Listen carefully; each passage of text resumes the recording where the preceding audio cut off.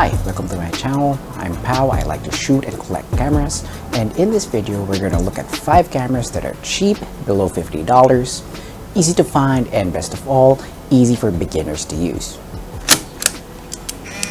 For the film beginner that has no experience in shooting film, I would suggest an instant camera. And currently the best entry-level instant camera is Fujifilm's Instax Mini 11. The Mini 11 uses Fujifilm's Instax Mini film, which is the most popular film of today. It's also the cheapest instant film available, and in some instances it's actually cheaper to shoot than 35mm film. The Mini 11 is easy to use, just open the lens, point, and shoot.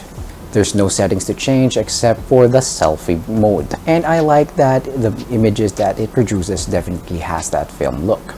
The camera costs about $70 brand new, but you can find them for much cheaper when you look secondhand. I got this specific camera for about $38 and it was in pretty good condition.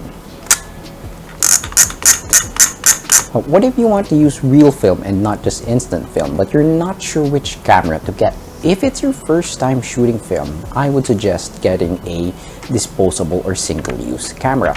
And currently, I find that the best disposable camera on the market is the Kodak Funsaver. The Kodak has a 2-element lens, which is a bit sharper than other disposable cameras, and it also uses Kodak's GC800 film. It's basically an ISO 800 version of Kodak's Ultramax, and it produces nice warm tones. The images that it produces have that really nice film vibe. It looks like a typical 90s nostalgic summer vacation.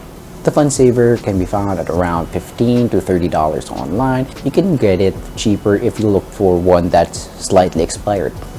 The camera comes loaded with 27 exposures, and you can actually reload the camera. You just need some skill and some tools.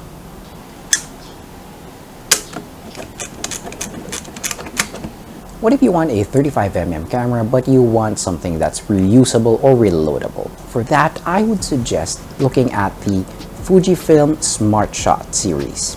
This one is a Fujifilm Smart Shot Plus, but Fujifilm made lots of them in different model names and designations, but they all function and work the same. They are budget, lightweight cameras. They have very decent lenses, but they have a very basic shutter and flash, so you can't really control them that much. But still, they feel like a step up from the disposable cameras, and they give that nice film look. They are typically sharp at the center but fuzzy at the edges. If you can't find a smart shot in your area, I would suggest looking at Kodak's KV series, such as the Kodak KV250 and the Kodak KV270. They're not the same cameras, but they were basically Kodak's counterpart, so they perform the same. Now, the great thing about these cameras is that they are cheap. I bought this one $6 used. If you can't find them used, you can actually find them brand new old stock. I found this one on eBay for $30, and it even comes with free film.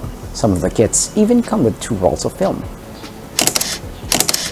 What if you want a bigger camera that can be used like a point and shoot but can also be used like a professional camera? Of course, for that you would want an Autofocus SLR, and the camera that I suggest is Canon's EOS Rebel K2. The Rebel K2 is the latest and greatest budget SLR from Canon. It's lightweight and somewhat compact. It also uses Canon's full-frame EF lenses. The Rebel K2 is fully automatic, but with manual overrides. You can use it like a point-and-shoot, and you can also use it in manual mode. I also like that it has an onboard flash, so you don't have to carry a heavy flash unit with you. Just pair them with Canon's 40mm or 50mm lenses, and you'll have a nice, lightweight, cheap camera that has image quality that's comparable to those overhyped Contaxes. The only downsides with the Rebel is that they are not pocketable, and of course they look like digital cameras. It's pretty hard to flex that you're shooting on film when your camera looks like a digital camera. This camera even has an LCD at the back, but it doesn't show you pictures. It's only just for the settings. You can also try looking at the Canon Rebel G, the Canon Rebel 2000, and the Canon Rebel Ti. They will pretty much function the same with just a little less features. These cameras are very underrated in today's market, and they cost about $30 with a kit lens, You just need to pay a bit more money for the nicer lenses such as the 40mm or the 50mm. What if you want a student camera but you can't afford or you can find a working Pentax K1000? I would suggest getting a Ricoh KR5. This one is a Ricoh KR5 SV. There's a lot of different models available, but they're pretty much the same. This is the other camera that photography teachers recommend after the K1000.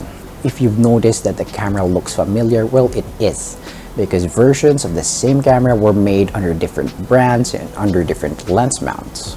It's the same camera as the Nikon FM10, the Olympus OM2000, and the Vivitar V4000. The Ricoh KR5 uses Pentax K-mount lenses.